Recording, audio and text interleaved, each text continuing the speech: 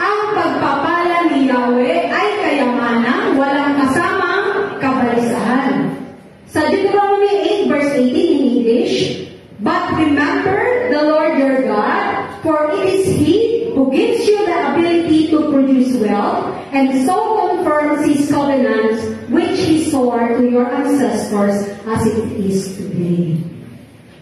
Iyan ay pinangako ng Panginoon sa ating daw mga ninuno, sa mga binhi ni Abraham. At sa ating panahon, pag ikaw ay naniniwala kay Kristo, tinatawag kang seed ni Abraham. Amen?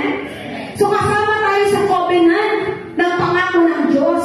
Kaya lang minsan, gusto natin sumama sa pangako ng Panginoon, no? The power to produce wealth, the power to be rich, pero hindi ka naman sumasama sa covenant ng utos niya.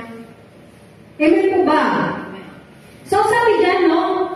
Ang pagpapala ni Yahweh ay kayamanan na walang kasamang kabalisahan.